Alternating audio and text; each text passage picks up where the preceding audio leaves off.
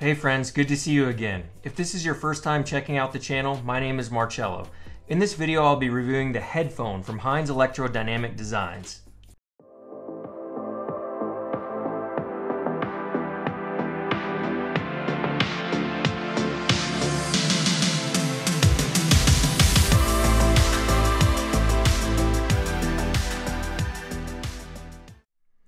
For the past 40 years, Heinz has dedicated himself to developing high-end loudspeakers that have been used in music production, professional recording, mastering studios, radio broadcast, and home hi-fi. The HEDDphone is an air motion transformer headphone, or AMT. The HEDDphone uses an electrodynamic transducer that allows the movement of air significantly faster than most common voice, coil, planar magnetic, or electrostatic systems through the use of a folded diaphragm that squeezes out air extremely fast. For this review, I will be utilizing a couple headphone amps and digital analog converters to draw my conclusions about the sound of the HEDDphone. I will discuss my audio chain as well as other headphones I compared the HEDDphone to throughout the review, and I will list them in the video description as well so you can check them out. As with all my audio reviews, I will provide my music playlists I use to evaluate the headphones so you can listen along. I'm not being compensated for this review, and all thoughts and impressions are my own. The review will cover 5 main areas: build quality and comfort, quality of sound, including bass, mids, and treble, tonality, imaging and soundstage, synergy, and comparisons. Then stick around to the end and I will give you my overall conclusions. So let's jump right in. First off, I want to thank Jeremy for kindly lending me his personal pair of the HEDDphone for me to demo and create this review. I greatly appreciate you, brother. So let's talk build quality, specs, comfort, and design. The HEDDphone are an open over-ear headphone with air motion transformer technology that are hand created in Berlin, Germany. They have an efficiency rating of 87 dB for 1 milliwatt and an impedance of 42 ohms. To truly appreciate these headphones, you will need a properly powered headphone amplifier. The HEDDphone weigh in around 718 grams and use mini XLR connectors. They include a 2-year manufacturer warranty from the original date of purchase. The HEDDphone are quite heavy when compared to most headphones I've listened to. They also have significant clamp force. I found that for my personal preferences, the HEDDphone to be a bit too heavy for me, as well as the clamp was just a little too much for me to just really let go and just melt away into the music. I think the HEDDphone are more enjoyable overall to listen to from a comfort perspective if you're in a very comfortable chair, lean back with good head and neck support, such as like a stressless chair. Utilizing the headphones at my desk in a fully upright position when I was doing the review was not as enjoyable. If you're not used to using heavy headphones, you may want to prepare yourself and train for a few weeks prior to taking delivery, doing some of those neck exercises, shrugs, getting yourself ready for these big boys. Ugh.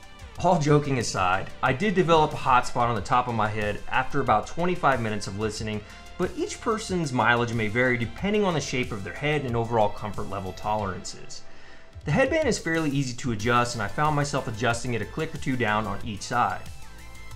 The HEDDphone feels well built using aluminum, plastic, and synthetic leather materials. The pads are very large and help to relieve some of the weight of the HEDDphone by way of that tight clamp force. Now that we got that out of the way, let's get into my favorite part of the HEDDphone, the quality of sound. As long as you have a powerful enough headphone amp, the headphones sound pretty amazing.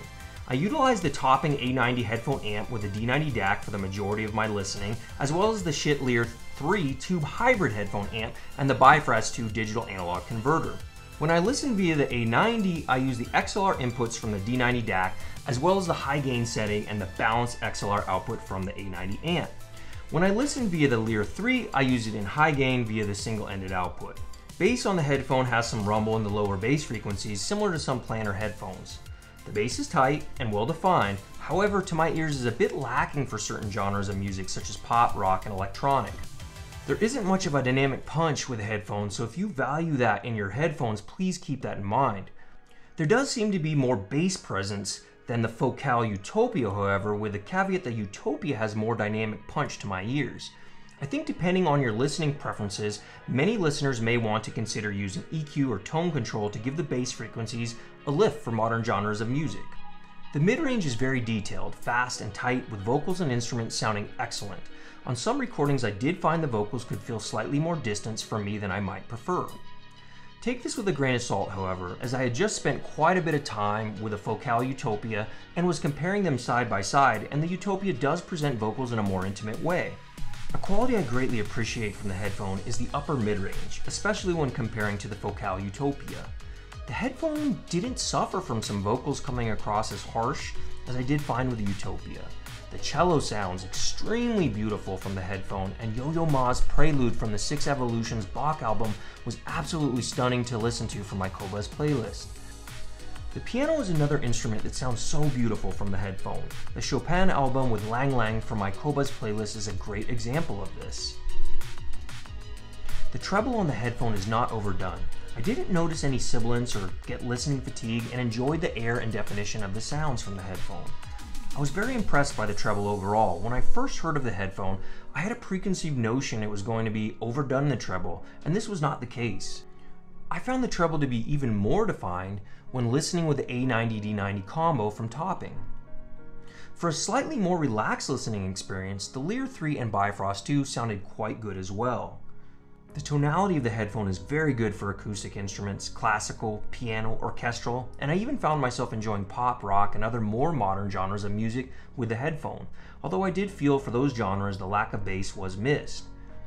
To evaluate the soundstage and imaging, I listened to my favorite tracks for this, Bubbles and Wandering from Yoshi Harakawa. The stage of the headphone is pretty great, with excellent separation, imaging, and a larger lateral quality than say the Utopia, Clear, or Ananda. I didn't find the forward depth of the stage to be huge, however, with the headphone. If you value a slightly wider stage, size left to right, you will likely enjoy the headphone.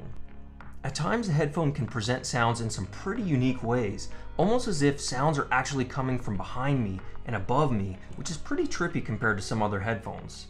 The stage is really a standout quality that makes the headphone more enjoyable and different from other headphones I've auditioned. The one issue, if any, I could say I had with the stage of the headphone is the positioning of singers' vocals. On most tracks, the vocals of the singer sound as if they are above my head instead of in front of me on the stage. That is one quality I will truly miss about not having the Focal Utopia, is the absolute accuracy and precision of their stage. As far as synergy with my audio chain, I found the Topping A90 headphone amp and Topping D90 DAC to be my preference with the headphone, for the slightly tighter definition and sounds as well as the darker background. However, the Lear 3 and Bifrost 2 also sounded very good, especially for a more relaxed listening experience. As far as comparisons with other headphones I had on hand, I focused mainly on comparing the Focal Utopia with the headphone. If you haven't watched my Utopia review yet, you should check it out on my channel and consider subscribing today for future reviews. The headphone quality of sound is pretty incredible when you take into account the price savings of it versus the Focal Utopia. The overall sound from the headphone without EQ I found to be less fatiguing versus the Utopia from some tracks that are not perfectly recorded or well mastered. In conclusion, the headphone from Heinz Electrodynamic Designs sound amazing when properly paired with a powerful, high-quality headphone amp and a high-quality, well-implemented DAC. Their sound well outperforms their asking price in my opinion, making them from a pure quality of sound perspective a huge value, especially if you're willing to use EQ or tone control to bring up the bass a bit for modern produced music.